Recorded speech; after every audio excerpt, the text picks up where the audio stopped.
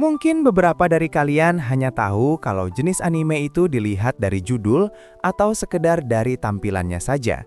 Padahal, setiap anime yang kita tonton sebenarnya memiliki genre yang berbeda-beda, dan genre inilah yang menentukan suasana cerita, target penonton, hingga pesan yang ingin disampaikan. Genre bukan hanya label. Genre adalah DNA dari sebuah anime. Ia menentukan bagaimana karakter berkembang, bagaimana konflik dibangun, dan bagaimana emosi penonton dimainkan. Bahkan, satu anime bisa memiliki lebih dari satu genre sekaligus. Sekarang, mari kita masuk lebih dalam dan membahas genre anime secara detail. 1. Shonen.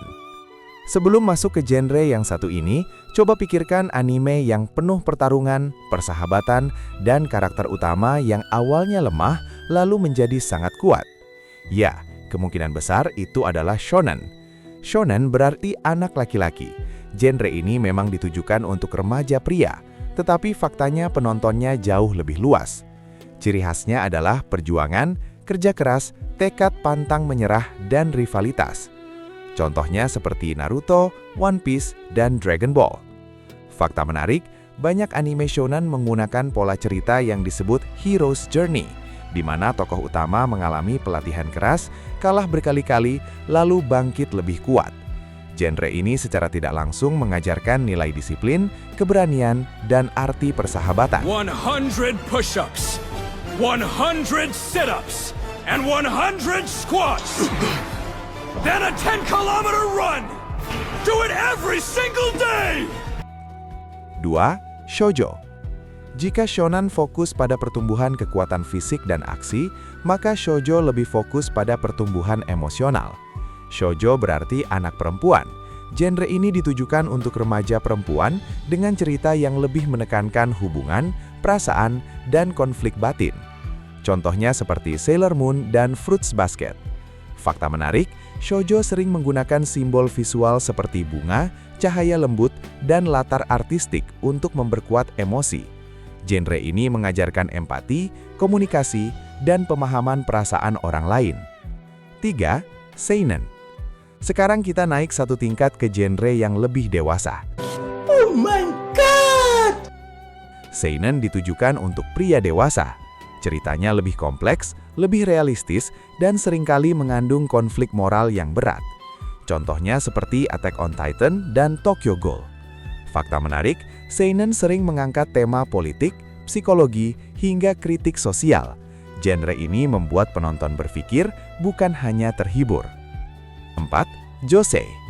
Jika seinen untuk pria dewasa, maka josei untuk wanita dewasa. Oh my God!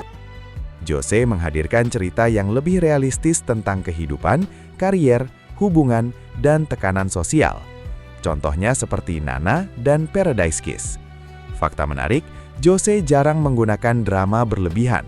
Konfliknya lebih dekat dengan kehidupan nyata, sehingga terasa lebih relevan bagi penonton dewasa. 5. Isekai. Sekarang kita masuk ke genre yang sangat populer dalam beberapa tahun terakhir. Isekai berarti dunia lain. Biasanya karakter utama dipindahkan ke dunia berbeda, seringkali dengan sistem kekuatan seperti game. Contohnya Sword Art Online dan Re:Zero Starting Life in Another World. Fakta menarik, popularitas isekai meningkat pesat sejak 2010-an. Genre ini memberikan pengalaman escapism atau pelarian dari realitas, membuat penonton membayangkan hidup baru dengan kekuatan spesial. 6. Fantasi. Berbeda dari isekai, fantasi tidak selalu melibatkan perpindahan dunia. Fantasi membangun dunia imajinatif dengan sistem sihir, makhluk mitologi, dan aturan unik. Contohnya Full Metal Alchemist Brotherhood dan Fairy Tail. Fakta menarik, world building atau pembangunan dunia adalah elemen terpenting dalam fantasi.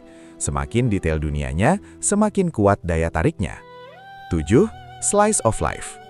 Setelah penuh aksi dan dunia imajinatif, sekarang kita kembali ke kehidupan sehari-hari. Slice of Life menampilkan cerita sederhana tentang aktivitas sehari-hari, persahabatan, dan momen kecil yang bermakna. Contohnya Clannad dan Barakomon. Fakta menarik, meskipun terlihat sederhana, genre ini sering memiliki kedalaman emosional yang kuat karena dekat dengan realitas penonton. 8. Romance. Romance berfokus pada perkembangan hubungan cinta antar karakter. Contohnya Your Lie in April dan Toradora. Fakta menarik, romance dalam anime sering dipadukan dengan genre lain seperti komedi atau drama sehingga menghasilkan dinamika cerita yang lebih kaya. 9. Horor. Sekarang kita masuk ke genre yang penuh ketegangan. Horor dalam anime lebih sering bermain di sisi psikologis daripada sekedar jump scare. Contohnya Another dan Tokyo Ghoul. Fakta menarik, banyak anime horor menggunakan simbolisme dan misteri untuk menciptakan rasa takut yang perlahan meningkat. 10. Mecha. Terakhir, genre yang identik dengan robot jaksa. Mecha biasanya menggabungkan aksi, teknologi futuristik, dan konflik perang. Contohnya Neon Evangelion dan Mobile Suit Gundam. Fakta menarik, beberapa anime mecha tidak hanya tentang robot, tetapi juga eksplorasi psikologi karakter dan trauma perang. Dari shonen hingga mecha, setiap genre memiliki karakteristik unik dan tujuan yang berbeda. Genre bukan sekedar label, melainkan fondasi yang membentuk pengalaman menonton. Semakin kita memahami genre, semakin kita bisa menikmati anime bukan hanya sebagai hiburan, tetapi juga sebagai karya artistik yang kompleks dan penuh makna.